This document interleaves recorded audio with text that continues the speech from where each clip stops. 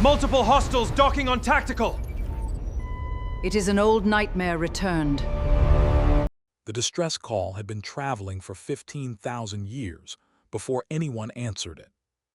Commander Rios Adeyemi stood in the cramped signals bay of the deep relay station Halcyon anchor, watching a waveform crawl across his console that shouldn't have still existed, let alone still been legible. Radio signals degraded.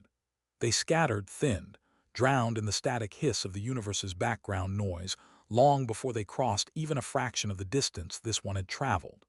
And yet here it was, arriving at the edge of the Cardina's deep like a ghost that had simply refused to stop knocking.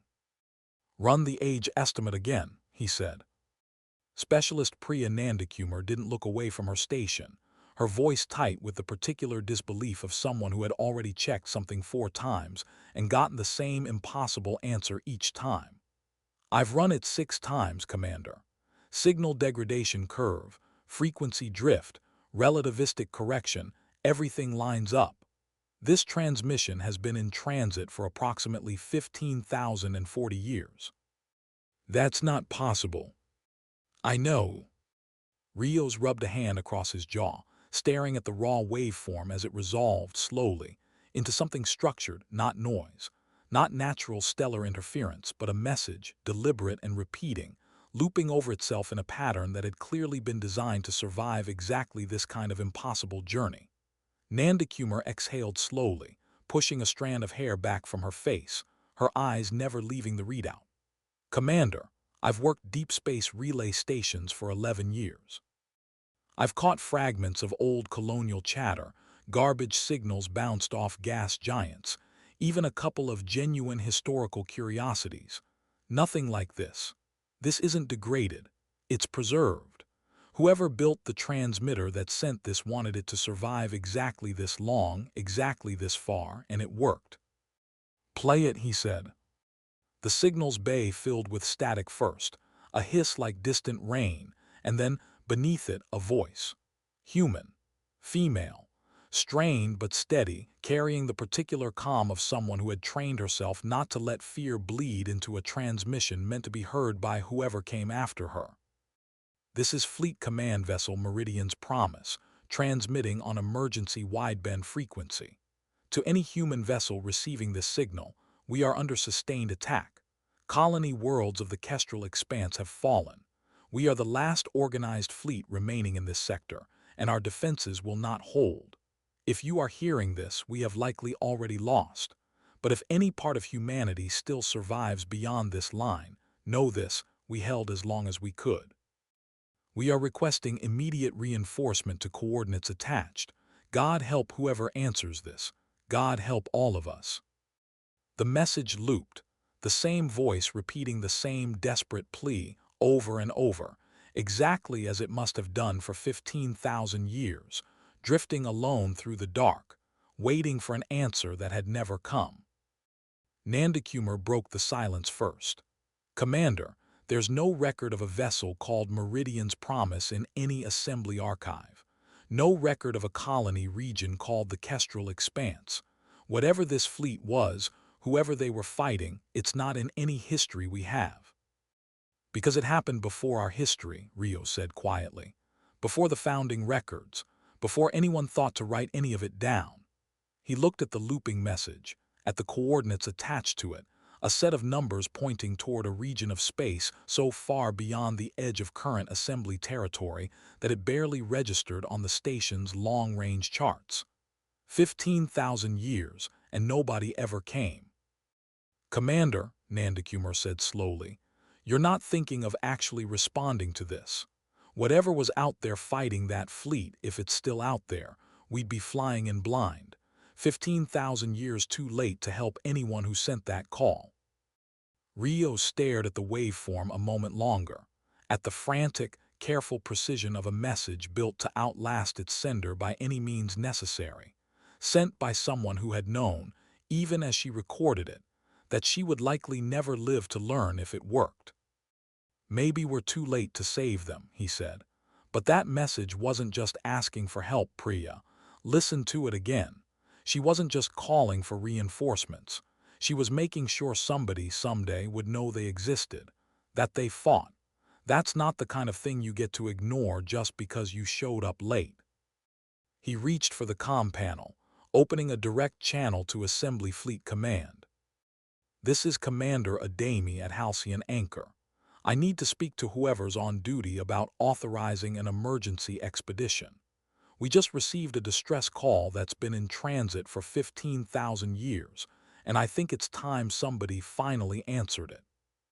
The expedition took 4 months to assemble, delayed first by the sheer administrative disbelly. That met Rios's initial report, then by the very real logistical challenge of preparing a fleet to travel to a region of space, so remote that even the Assembly's most ambitious charts trailed off into speculative guesswork somewhere along the way. The Assembly Fleet Command Review Board, when Rios finally presented his case in person, had been split almost evenly between cautious skepticism and quiet, barely restrained excitement. One admiral, a stern woman named Akanjo Price who had spent much of her career dismissing what she called graveyard chasing as an unproductive use of Assembly resources, had nearly killed the expedition outright, arguing that a 15,000-year-old distress call represented no meaningful strategic value and considerable unknown risk. It was, in the end, Dr. Ren Ashby's testimony that tipped the balance. A quiet, methodical presentation laying out just how little verified history existed from the era in question, and just how much an intact fleet-scale wreck site, however old, might teach an assembly that had spent centuries rebuilding its own past from fragments and guesswork. "We are a species," Ren had told the board, "that has forgotten more about itself than it currently knows. Every generation, we rediscover some new piece of what we once were, and every time it changes how we understand who we are now. I don't know what we'll find at those coordinates, Admiral Akanjo Price, but I know that not looking guarantees we'll never find out, and I don't think that's a choice a civilization gets to make twice." The vote passed by a narrow margin, and within 3 weeks, the Halcyon's Grace, the Vantage, and the Cormorant were underway, carrying a combined crew of just under 200 souls toward a region of space that had not, as far as any current record indicated, ever been visited by a human vessel in all the time since the Assembly's founding. Among the Cormorant's small research complement was Dr. Ren Ashby herself, a soft-spoken historian whose entire career had been built on the painstaking reconstruction of humanity's earliest, most fragmentary records. The same kind of scholar who had spent decades chasing rumors and half-translated fragments in the hope of finding exactly the kind of discovery that had just fallen, impossibly, into Rios's lap. She had brought with her 2 graduate researchers, Kofi Ajay and Lena Marsh, both of them barely out of their academic programs, and both of them, in the 4 months of transit, growing steadily more anxious and more electrified in equal measure, as the Halcyon's Grace carried them further and further from anything resembling known space. "Do you understand what we might be looking at, Commander?" Ren asked one evening during the final approach, standing beside Rios on the bridge as the ship prepared to drop out of transit at the edge of the Kestrel Expanse. "If that fleet predates our founding records by this much, we could be looking at an entire chapter of human history nobody currently alive has ever heard of. An entire lost expansion, gone before it was ever properly recorded, and yet clearly organized enough to field a fleet of this scale. That's not a footnote, Commander. That's potentially a missing civilization." "Let's find out," Rios said, and gave the order to proceed. What they found, drifting at the heart of a debris field so vast, it took the ship's sensors nearly an hour to fully map its boundaries, defied every expectation any of them had carried into the expansion. Dozens of ship hulls, some intact, most fragmented, scattered across a graveyard that stretched for tens of thousands of kilometers, the remnants of what had clearly once been a substantial human fleet, frozen in the exact positions where they had fallen, preserved by the airless cold of deep space for 15,000 silent years. "Sensors are picking up a power signature," Nandakumar reported from her station, her voice hushed with the particular awe of someone confronting something far larger than she had prepared for. "Commander, it's coming from the largest hull in the field. Whatever it is, it's still generating minimal power output, even after all this time." "Show me." The main display resolved the image slowly, sensors straining across the distance to render a ship that dwarfed everything else in the debris field. A vessel easily 3 times the size of the Halcyon's Grace, her hull scarred with the marks of a battle so severe that entire sections had been torn away, exposing skeletal framework to the void. And yet, impossibly, still holding together, still, in some faint and stubborn way, alive.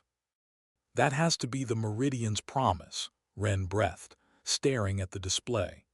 "Commander, look at the hull markings. That's consistent with pre-diaspora military design, but on a scale I've genuinely never seen documented anywhere." "Life signs?" Rios asked. "None," Nandakumar said, "but Commander, I'm reading something else. A lock. Ali's data core, still active, drawing minimal power from what looks like a backup reserve system. It's been running some kind of low-power maintenance loop for 15,000 years. I think it might be a recorder, or worse." "Worse how?" Nandakumar looked up at him, her expression carefully controlled. "Worse, because if it's still running a maintenance loop after 15,000 years, Commander, then whatever's inside it might still be waiting for someone to come and press play." The boarding operation took the better part of a day, cutting through 15,000 years of accumulated debris and structural collapse to reach the Meridian's Promise's central command core, a journey through corridors frozen mid-catastrophe. Bulkheads torn open, emergency lighting long since dead, the ghostly stillness of a ship that had died fighting and never been given the chance to properly rest. Rios led the boarding party himself, accompanied by Wren, Nandakumar, and 2 members of the Vantage's security detachment, moving carefully through the wreck with the particular reverence of people walking through a battlefield grave. The deeper they went, the more the ship's final hours revealed themselves in small, aching details. A mess hall with tables overturned as though the crew had abandoned meals mid-bite to answer battle stations. A row of emergency suits still hanging in their lockers, never claimed. A child's drawing pinned to a bulkhead in what must have once been a family quarters section, faded almost to nothing but still, unmistakably, a crayon rendering of a ship very much like the one they now stood inside. "There were civilians aboard," Lena Marsh said quietly, photographing the drawing with careful, reverent precision. "Commander, this wasn't just a military vessel. People lived here." "Fleet in being doctrine," Wren said, her voice tight. "Some pre-diaspora colonial fleets integrated civilian populations directly into their capital ships during periods of sustained crisis, better protected aboard a warship's hull than scattered across vulnerable colony surfaces. If that's what we're looking at here, Commander, this wasn't simply a military defeat. It was an entire community's last stand." They found the command core largely intact, protected by the same reinforced architecture that had clearly kept its power reserves alive across the intervening millennia. A small, self-contained chamber at the heart of the ruined ship, its systems humming faintly in the dark. "Commander," Nandakumar said, running a scanner over the core's primary interface, "I think I can get this online. But I want to warn you, whatever's stored in here has been sealed for 15,000 years. There's no telling what condition the data's in, or what we're actually going to find." "Do it," Rio said, carefully. The chamber flickered to life slowly, ancient systems struggling back into function after millennia of dormancy, screens crackling with static before resolving, gradually, into something legible. And then, from speakers that had not carried a voice in 15,000 years, a recording began to play, the same voice from the original distress call, though clearer now, closer, carrying the particular exhaustion of someone who had recorded this message in what she must have known were the final hours of her life. "If you're hearing this, you found the core intact, which means you found more than I expected anyone ever would. My name is Fleet Admiral Naomi Castellan, commanding officer of the Meridian's Promise, and if this recording activated, it means our sector's automated distress relay finally reached someone. I don't know how long it's been. I don't know if the people who sent it will even recognize the language I'm speaking in by the time they hear it. I only know that I have maybe an hour left before our reactor core fails completely, and I intend to use it telling whoever finds this exactly what happened here, so that it isn't forgotten, so that it means something. The chamber fell into a silence broken only by the soft, steady hum of ancient machinery, every member of the boarding party standing frozen, listening to a voice 15,000 years dead speak, as though she had recorded the message only moments before. We were the Meridian colonies, 6 worlds settled during what our historians called the First Reach, before humanity had properly established the kind of coordinated assembly governance I hope, exists in whatever era you're hearing this from.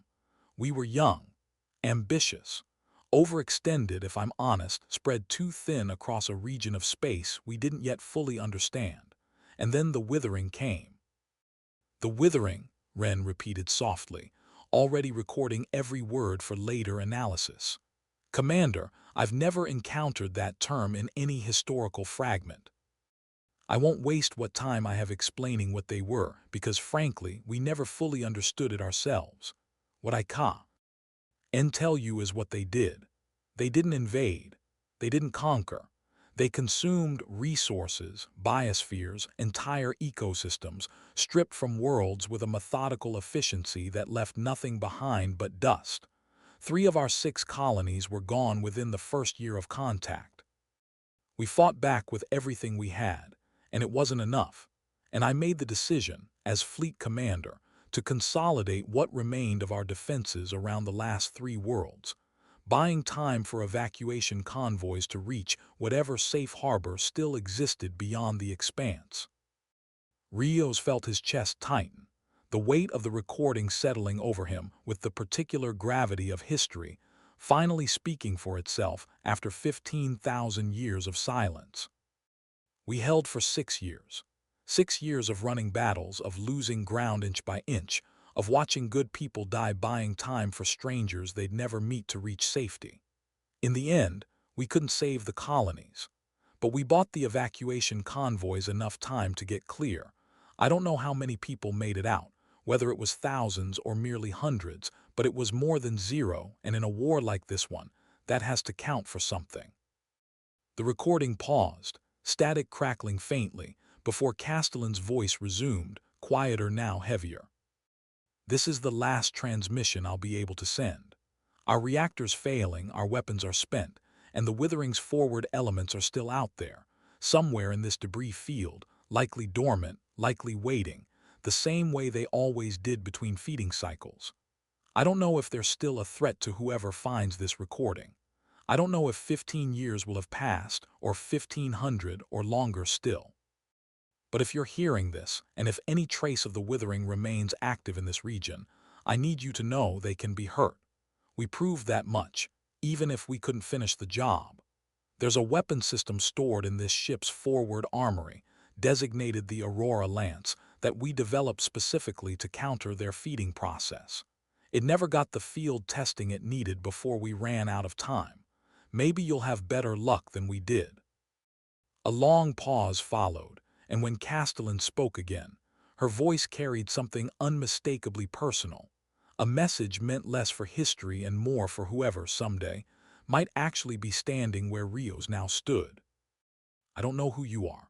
I don't know what era you're from or what humanity's even become by the time you hear this, but I need you to know that we didn't give up.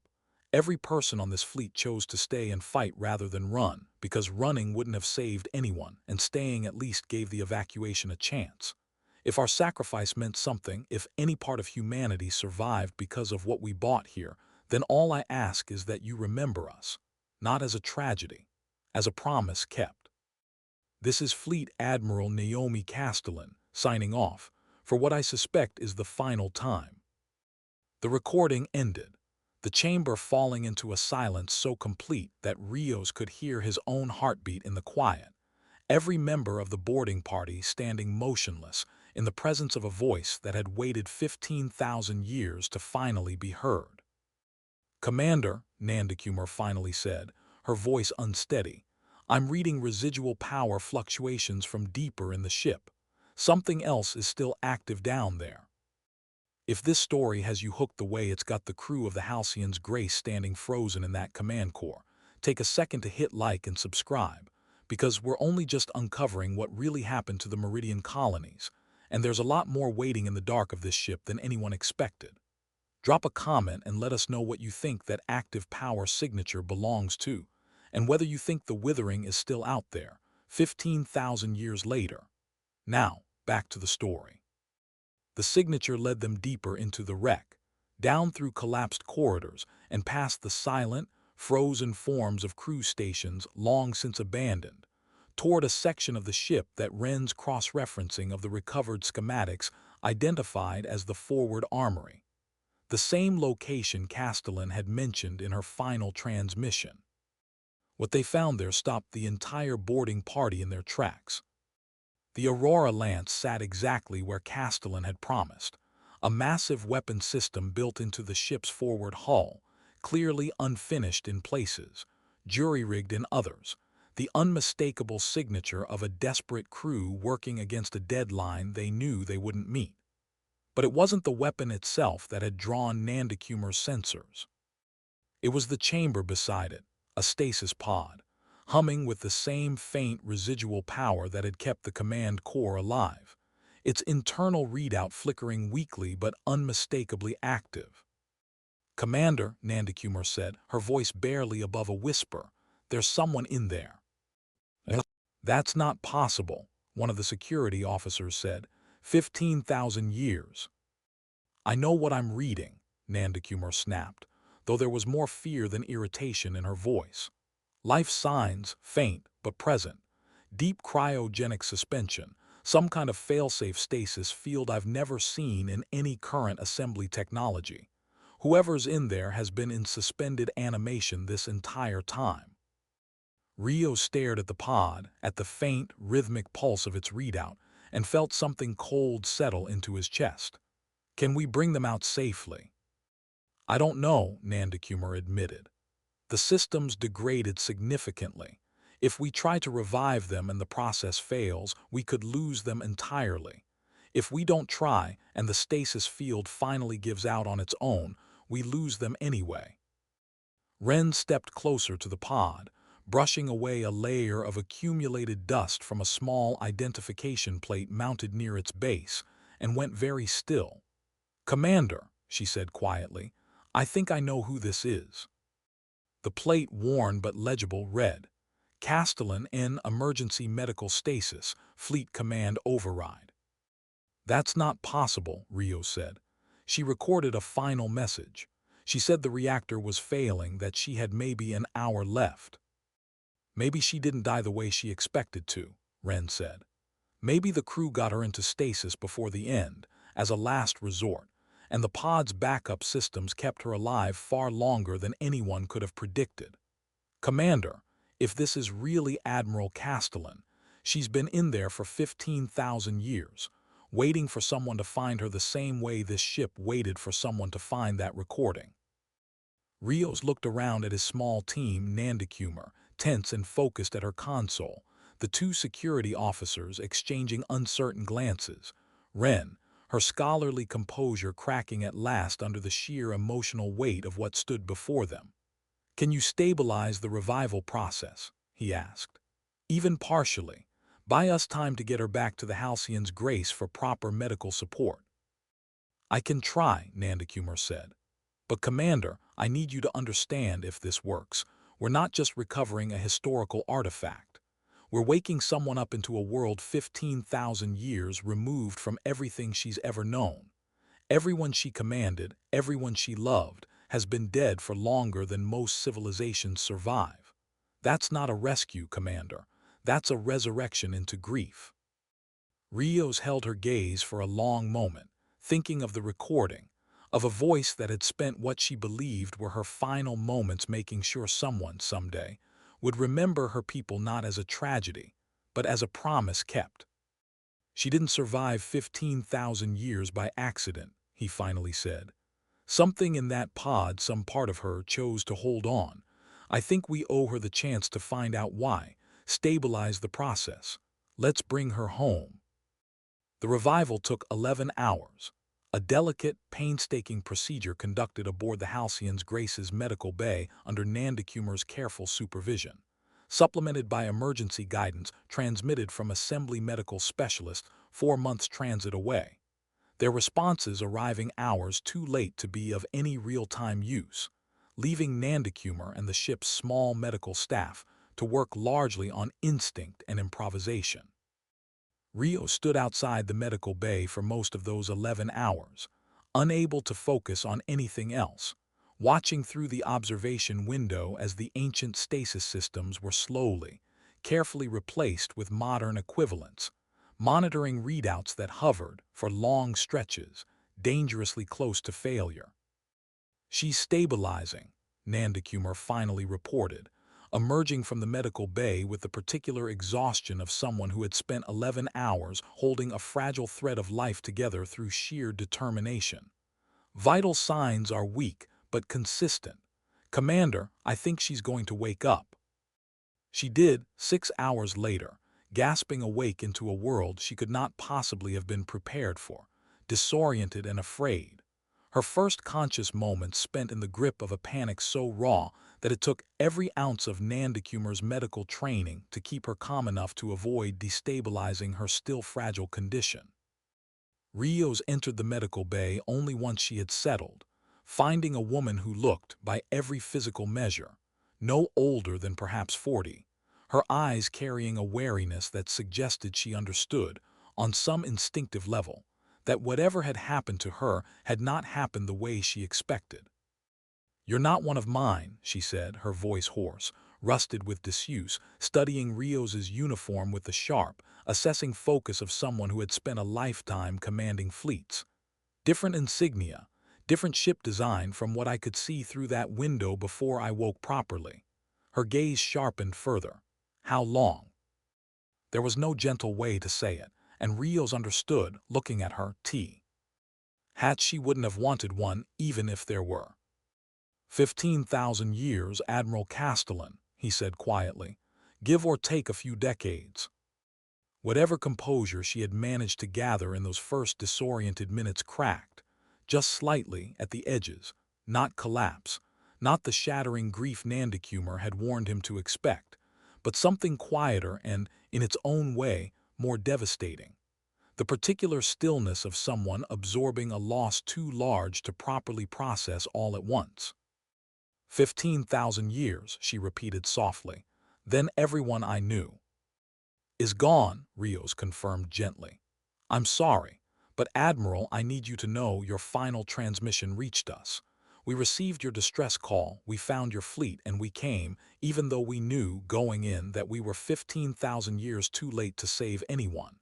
We came because your message mattered, because what you did out here mattered, and it deserved to be remembered, even after all this time."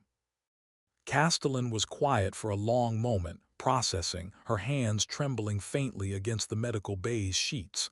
"Did it work?" she finally asked. "The evacuation. Did any of my people make it out?" "We don't know yet," Rios admitted. "Our historical records don't have any trace of the Meridian colonies or the Kestrel Expanse, but that's not necessarily bad news, Admiral. It might simply mean the survivors settled somewhere far enough from current assembly territory that the records never connected. We have historians already searching for any trace of your people's descendants. If they made it out, there's a chance, however small, that some part of your fleet's legacy is still out there." "And the withering?" Castellan asked, her voice sharpening with the sudden focus of a commander returning, however haltingly, to duty. "Is it still active in this region? Did it ever spread beyond the expanse?" "We don't know that either," Rios said. "But Admiral, that's part of why we're here. Your fleet's data core survived. The Aurora Lance is still intact, waiting exactly where you left it. If the withering is still out there, we're going to need everything you can tell us about it, and I suspect, given the state of our current historical records, you may be the only person alive who actually understands what humanity is truly facing. Castellan looked at him for a long moment, something steadying behind her eyes, the particular resolve of a commander who had spent 6 years holding a losing line and had not, even after 15,000 years of enforced stillness, forgotten how to do it. "Then you'd better bring me up to speed, Commander," she said. "Because if there's even a chance my people's sacrifice bought less time than we thought, I intend to make sure it isn't wasted a second time." She insisted on walking, against Nandakumar's cautious medical advice, only 2 days after her revival, and Rios found himself accompanying her on a slow, careful tour of the Halcyon's grace, watching her absorb 15,000 years of technological and cultural change with a discipline that struck him as almost superhuman, even as he could see, in the small, unguarded moments between observations, exactly how much it was costing her. "Your ship's smaller than mine was," she noted, running a hand along a bulkhead in the observation corridor, studying the seamless, unfamiliar composite material with open curiosity. "But your systems are more efficient, less redundancy built in, which tells me your engineers trust their materials science considerably more than mine did. That's not a small thing, Commander. That's centuries of hard-won confidence." "You can tell all that from a wall panel." "I commanded a fleet for 11 years before the war even started," Castellan said, something like the ghost of old pride flickering across her expression. "You learn to read a ship the way you'd read a person. Every choice an engineer makes tells you something about what they were afraid of and what they'd stop being afraid of." She paused at the observation window, looking out at the slow drift of stars. "Your assembly, tell me about it." "Not the political structure. Dr. Ashby already gave me the outline. Tell me what it's like, what it feels like to be part of it." Rios considered the question longer than he expected to. "It feels," he finally said, "like something we built because we were tired of losing each other.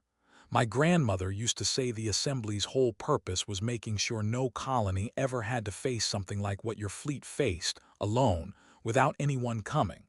I don't know if we've always lived up to that, but it's what we reach for." Something in Castellan's carefully composed expression cracked just slightly at that. "That's a good thing to reach for," she said quietly. "We were reaching for something similar at the end. We just ran out of time before we got there." She was silent for a moment, then added, more to herself than to him, 15 though. "Years and years, and someone still reached back." Later that same day, Rios found her in the Cormorant's small research bay, hunched over a data terminal alongside Wren, the two of them working through what remained of the Meridian fleet's tactical archive, with the focused intensity of people racing against a clock only they could fully see. He lingered in the doorway a moment, unnoticed, watching Castellan point out some detail in an old engagement log, her voice steady and clinical even as her free hand, resting on the edge of the console, trembled faintly, grief and duty occupying the same body at once, neither one willing to yield the floor to the other. It was, he thought, the truest measure he'd seen yet of what kind of commander she must have been. Not someone untouched by loss. Someone who had simply, deliberately, never let it be the only thing she carried. Over the following days, as Castellan's strength slowly returned under Nandakumar's careful medical supervision, she worked alongside Wren and the Cormorant's research team to reconstruct, piece by painstaking piece, everything the Meridian fleet had learned about the Withering during their 6-year war: tactical logs, engagement patterns, the painfully incomplete data on the enemy's biology, and behavior that her people had managed to gather before their final defeat. "They don't fight the way conventional militaries do," Castellan explained, standing before a tactical display in the Halcyon's Grace's briefing room, her voice carrying the particular precision of someone recounting information she had turned over in her mind countless times, determined never to let a single detail slip. "They don't seek territory. They don't seek conquest in any sense we'd recognize. They consume, methodically, moving from system to system on a cycle we were never able to fully predict, stripping resources and biospheres alike before moving on. We theorize they operate on some kind of extended dormancy pattern between feeding cycles, long periods of inactivity, followed by sudden, devastating expansion. Which would explain why there's no trace of them in current assembly space, Wren said, cross-referencing Castellan's data against the star charts already logged during the expedition's approach. If they've been dormant since your fleet's final battle, 15,000 years ago, there'd be no reason for anyone to have encountered them since. Unless something wakes them, Rios said quietly, a cold certainty settling into his stomach as he studied the display. Admiral, the debris field where we found your fleet, our sensors picked up dormant power signatures scattered throughout it. Not just from your ships, from something else. Castellan's expression hardened. How many signatures? Preliminary count puts it at several dozen, Nandakumar reported, pulling up the relevant sensor logs. Scattered throughout the debris field, consistent with wreckage, but each one still carrying a faint residual power reading, the same way your ship's command core did. That's not wreckage, Castellan said grimly. Or it is, but it's not dead wreckage. Commander, that's exactly the dormancy signature we documented during the war. The withering doesn't simply die when a feeding cycle ends. It hibernates, sometimes for extended periods, embedded within whatever debris and biomass remains from its previous feeding. If those signatures are what I think they are, this entire debris field isn't a graveyard. It's a nest. The briefing room fell silent, every member of the expedition's leadership absorbing the full, terrible weight of what that meant. 15,000 years is a long dormancy period, Rios said slowly. But you said yourself their patterns weren't predictable. Admiral, is there any way to know how close we are to another feeding cycle beginning? Castellan studied the sensor data for a long moment before answering, her expression grim. During the war, we documented dormancy periods ranging anywhere from a few years to several decades, never longer. If this colony's been dormant for 15,000 years, Commander, either something about this particular nest is fundamentally different from anything we encountered before. Or they're overdue, Nandakumar finished quietly. Or they're overdue, Castellan agreed. And our presence here, cutting into that wreckage, running active sensor sweeps across the entire field for the better part of a week, Commander. If there's any dormancy trigger tied to detectable activity, we may have already started a clock we don't fully understand.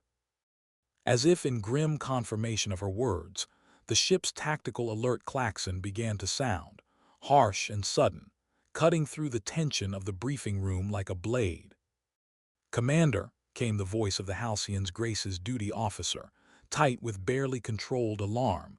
Multiple power signatures throughout the debris field just spiked simultaneously. Whatever's out there, it's Wa. King up. The bridge was a controlled storm of activity by the time Rios arrived, tactical displays lighting up with dozens, then scores, of newly active signatures scattered throughout the debris field, each one pulsing with a slow, building intensity that bore an unmistakable, unsettling resemblance to the way the Meridian's Promises command core had flickered back to life days earlier. Report, Rios ordered, dropping into the command chair as Castellan and Wren arrived close behind him, the Admiral moving with the careful but determined gait of someone still recovering physically, yet utterly unwilling to remain sidelined. 53 distinct power signatures currently active and climbing, Commander, the duty officer reported. Distributed throughout the debris field, consistent with the Admiral's dormancy nest theory. I'm also picking up structural changes in the surrounding wreckage. Some of that debris isn't debris anymore. It's reorganizing.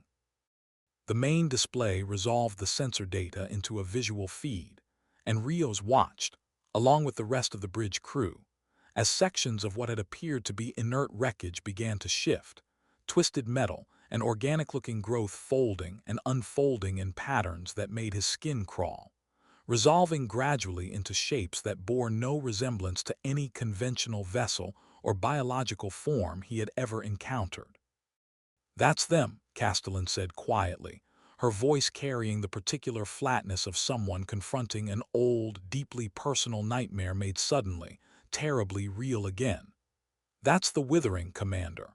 15,000 years dormant, and they still look exactly the way I remember." "Options," Rios said, forcing his voice to remain steady despite the tightening in his chest. "We're not equipped for a fight of this scale," the Vantage's captain reported over the comm channel, her voice tense but controlled. "Commander, we came prepared for a historical recovery mission, not a sustained engagement against 50-plus hostile signatures. Recommend immediate withdrawal while we still have the option." "Withdrawal buys us nothing," Castellan said sharply, stepping forward before Rios could respond. "If this feeding cycle has genuinely begun, this nest won't simply stay contained in an empty debris field, Commander. It will spread, exactly the way it spread through the Meridian colonies 15,000 years ago, and this time there will be no fleet standing between it and every inhabited system in this sector." "You're saying we fight," Rios said. "I'm saying we don't have the luxury of choosing not to," Castellan replied. "But Commander, we're not entirely without resources. The Aurora Lance is still intact aboard the Meridian's Promise. We never got the chance to field test it, but the underlying theory was sound. A resonance weapon designed specifically to disrupt the biological feeding process at a cellular level, effectively starving active units before they can complete a feeding cycle. If we can get that weapon operational and mounted aboard a vessel capable of delivering it, we have a fighting chance." "How long would that take?" Rios asked. "With my people working around the clock, we never quite finished in 6 years," Castellan admitted. "With your ship's engineering resources and the schematics I can now provide directly rather than relying on fragmentary field notes, perhaps 2 days, if we're fortunate, and if the weapon's underlying theory holds up as well as we believed it would." 53 targets and climbing," Rios murmured, studying the display, watching the reorganizing wreckage continue its slow, terrible transformation. 2 days to build a weapon that's never been tested. Admiral, I have to ask, what happens if this doesn't work?" Castellan met his gaze steadily, the same unflinching resolve that had carried her through 6 years of losing battles 15,000 years ago settling once more across her features. "Then we've bought whatever time we can, the same way my fleet did the first time. Commander, I already lost everything I had once to this enemy. I'm not interested in losing what remains of humanity's future to it as well, not while there's still a fight left in me." Rios held her gaze for a long moment, then turned to his crew, decisions settling into place with the particular clarity that came from having no better option available. "All ships, redirect engineering resources toward Admiral Castellan's specifications immediately. Vantage, maintain defensive perimeter, and monitor the debris field for any sign of accelerated activity. Everyone else, we've got 2 days to build a weapon nobody's ever successfully used, against an enemy that's been waiting 15,000 years to finish what it started. Let's get to work." If you're invested in how this fight plays out, this is exactly the moment to hit that subscribe button, because the battle against the Withering is about to become the most intense sequence in this story, and you won't want to miss a second of it. Let us know in the comments whether you think the Aurora Lance will actually work after 15,000 years of theory with no field testing, and whether Admiral Castellan is about to get the redemption she's been waiting a lifetime and a half for. Now, back to the fight.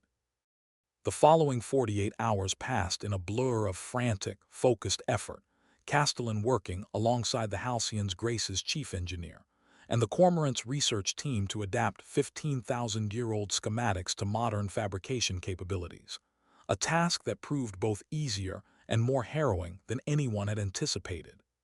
Easier, because assembly engineering had advanced considerably beyond what the Meridian fleet had possessed, allowing rapid production of components that would have taken Castellan's original engineers months to manufacture. Harrowing, because every hour spent building the weapon was an hour spent watching the debris field's power signatures continue their slow, inexorable climb toward full activation. "We're not going to have the luxury of a controlled test," Castellan said grimly, during one of the final preparation briefings, standing before the assembled crew with the Aurora Lance's completed housing displayed on the tactical screen behind her. "The moment we activate this weapon, we'll know immediately whether it works, because we'll be firing it directly into an active engagement. I won't pretend that's an ideal circumstance. But given our timeline, Commander, I don't believe we have another option." "Then we make sure we only get one chance we need," Rios said. "Sentinel, sorry, old habit. Admiral, walk us through the engagement plan." Castellan allowed herself the ghost of a tired smile at the slip, understanding in that small, human moment exactly the kind of weight Rios's crew had been carrying throughout this entire expedition. The Aurora Lance requires direct, sustained contact with an active target to disrupt its feeding process effectively, she explained. "That means the Halcyon's Grace will need to engage the nest directly, likely drawing significant hostile attention in the process, while the Vantage provides covering fire to keep secondary units from overwhelming our position. It is, I will admit, a plan built on desperation more than confidence. But it is the same plan that bought my people 6 years, Commander, however imperfectly. I have to believe it can buy us at least that much again." The engagement began 4 hours later, as the debris field's power signatures crossed a threshold that Nandakumar's monitoring systems flagged as consistent with full activation. Dozens of reorganized withering units breaking free of the drifting wreckage that had concealed them for 15,000 years, converging toward the 3 human vessels with a slow, methodical hunger that made Rios's skin crawl, even through the detached remove of a tactical display. "Aurora Lance charged and ready," the chief engineer reported, her voice tight with barely restrained tension. "Commander, I want it on record that we've never tested this weapon under live conditions. If something goes wrong, we may lose the Halcyon's Grace entirely." "Understood," Rios said. "Take us in, helm. Admiral Castellan, the weapon's yours." "Bringing us within engagement range," the helmsman confirmed, and the Halcyon's Grace surged forward, closing the distance toward the largest concentration of withering units, the ship's shields already absorbing the first probing strikes of an enemy that had, despite 15,000 years of dormancy, clearly lost none of its predatory instinct. "Shields at 89%, Nandakumar called out. "Commander, they're testing our defenses, same pattern the Admiral described from the historical logs, probing for weaknesses before committing to a full engagement." Sharp, staccato impacts rattled along the Halcyon's Grace's hull as the first withering units closed the distance, their reorganized forms moving with a fluid, unsettling grace that bore no resemblance to any conventional vessel's flight pattern, more organism than machine, more hunger than intent. On the tactical display, Rios watched 3 of the smaller units peel away from the main cluster, angling toward the Vantage's flank in a coordinated maneuver that made his stomach tighten. "Vantage is taking concentrated fire," the duty officer reported. "Captain Herrera requesting permission to fall back to a defensive posture." "Denied," Castellan said before Rios could respond, and then, catching herself, glanced at him with something like apology. "Forgive me, Commander, old habits, but if the Vantage falls back now, it opens a gap in our covering fire exactly where we need it held. I documented this exact flanking pattern in my own war. If they see hesitation, they press it." Rios held her gaze a moment, then nodded once sharply. "Vantage, hold position main. Tane covering fire. We need that flank held a little longer." "Understood, Commander." Herrera's voice crackled back, tense but steady, and the Vantage held, her secondary batteries lighting up the dark as she absorbed a punishing volley meant to break her line. "Then let's not give them the chance to find one," Castellan said, her hand steady on the weapon's console despite the tension visible in every line of her body. "Aurora Lance, target acquired on primary nest cluster. Firing." The weapon discharged with a shudder that ran through the entire ship, a beam of pale, resonant energy lancing out across the void toward the densest concentration of reorganized withering units. And for one suspended, breathless moment, nothing happened at all. Then the targeted units began to convulse. "It's working," Nandakumar shouted, disbelief and elation cracking through her professional composure as the tactical display showed the targeted cluster's power signatures spiking erratically before collapsing entirely, the reorganized biological matter that made up their forms dissolving back into inert wreckage before their eyes.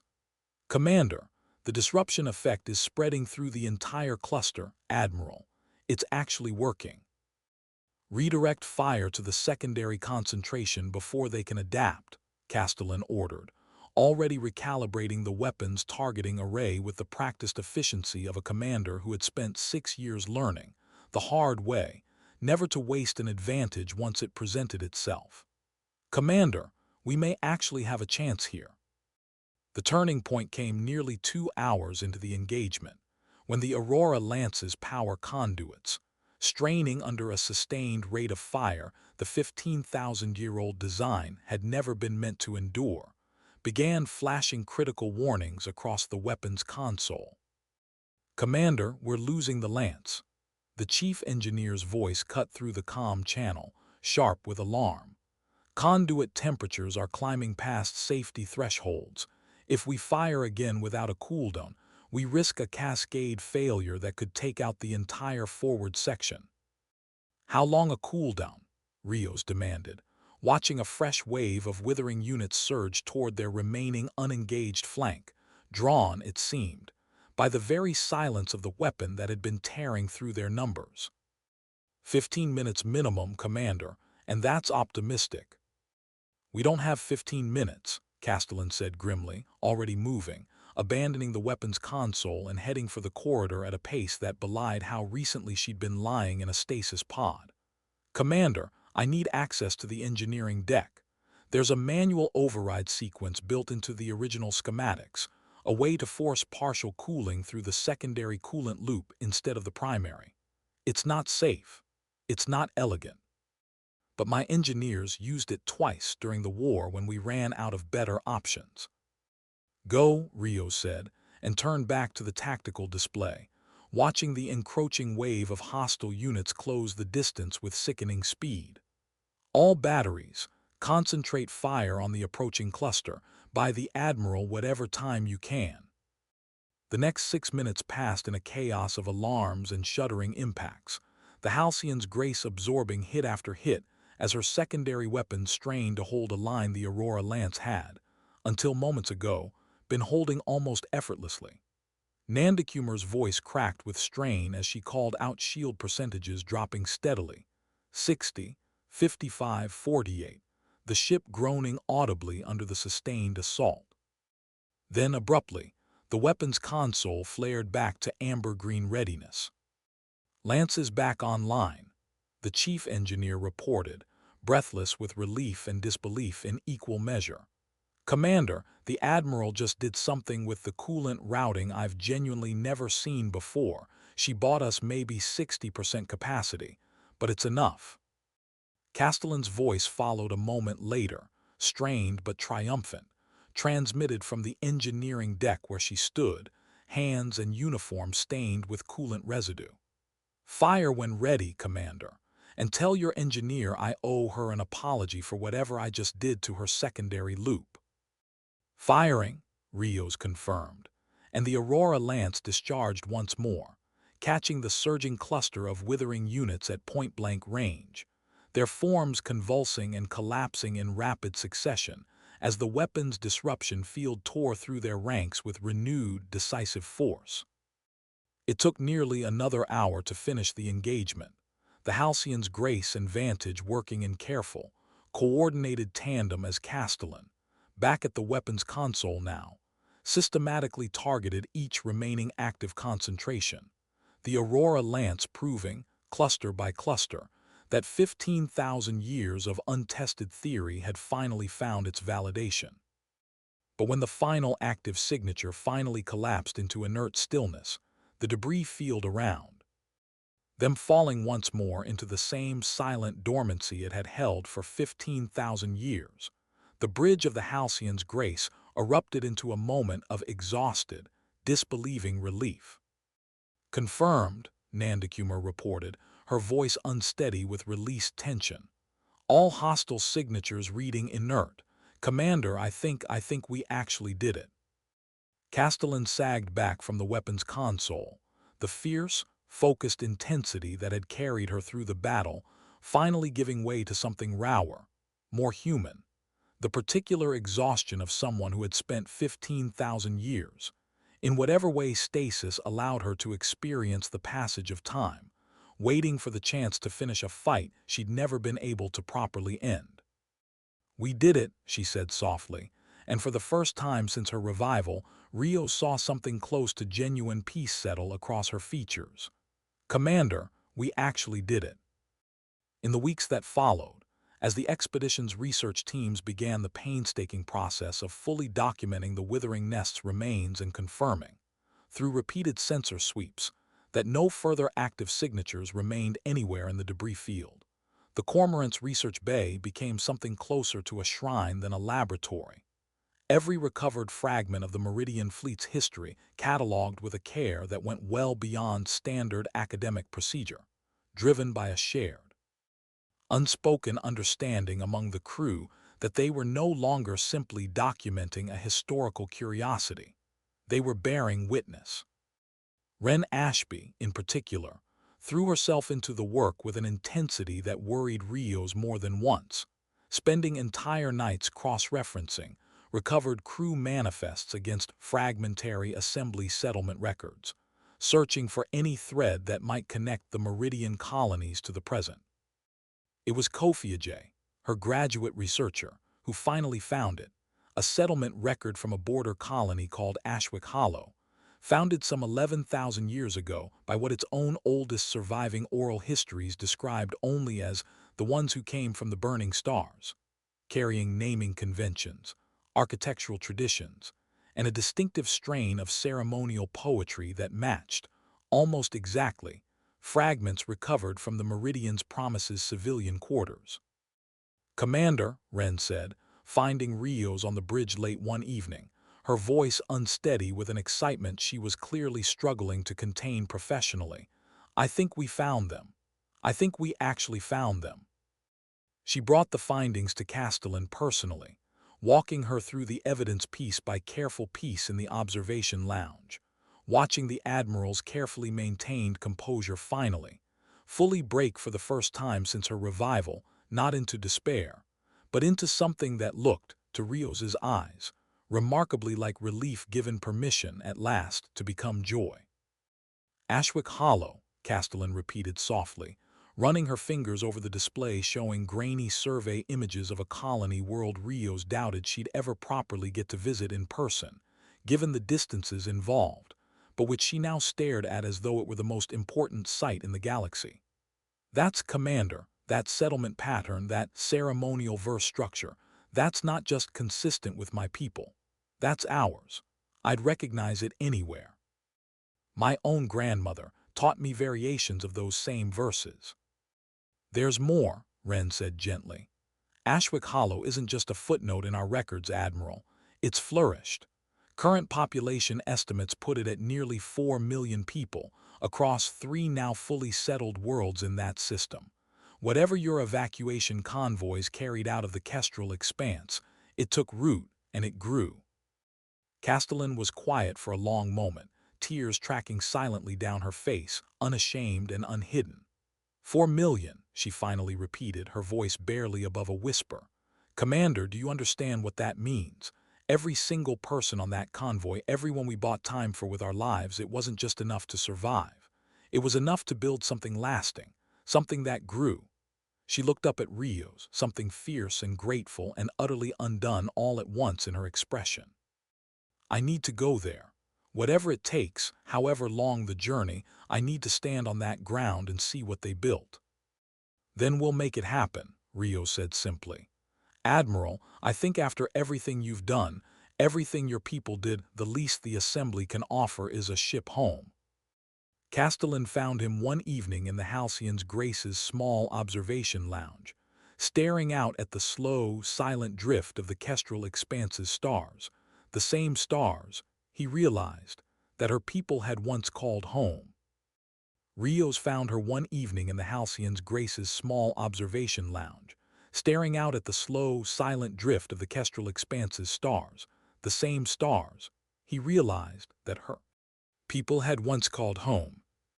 You did more than hold the line, Admiral, he said, settling into the seat beside her.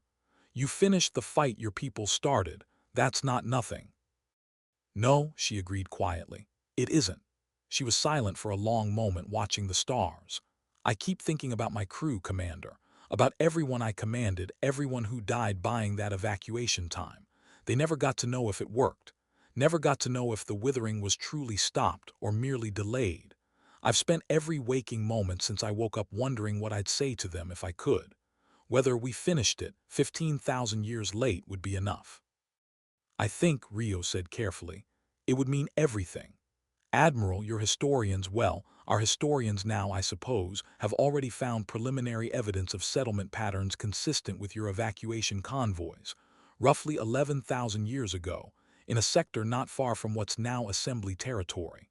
It's not confirmed yet, but there's a real chance some of your people's descendants are out there, right now, part of the same Assembly that just answered your distress call. 15,000 years late, maybe, but not too late to matter. Castellan turned to look at him, something fragile and hopeful breaking through the careful composure she had maintained since her revival. You think they survived? I think, Rio said, that a fleet commander who held a losing battle for 6 years just to buy her people a chance at survival probably raised the kind of fighters who don't give up easily. I think there's a very good chance her legacy is out there, spread across a dozen worlds she never got to see, carrying a story about a fleet that held the line so the rest of them could live. He paused. And I think, if you're willing, we'd very much like your help finding them. Nobody else alive understands what your people went through the way you do. Nobody else can properly honor what they built and what they sacrificed the way you can. Castellan looked back out at the stars, at the quiet, dormant debris field that had held her, faithfully and impossibly, across 15,000 years of silence, and for the first time since waking into a world entirely unrecognizable from the one she'd left behind, allowed herself something close to hope. Then I suppose, she said softly, it's time I finally answered that distress call myself. 15,000 years late, but better late, Commander, than never at all. Behind them, in the quiet dark of the debris field, the wreckage of the Meridian's promise drifted on, silent now. Its long vigil finally, truly complete, no longer a graveyard haunted by an unanswered call, but a monument at last to a promise kept across 15,000 years of patient, unyielding hope, and to the simple, enduring truth that some distress calls, however long delayed, are never truly too late to answer.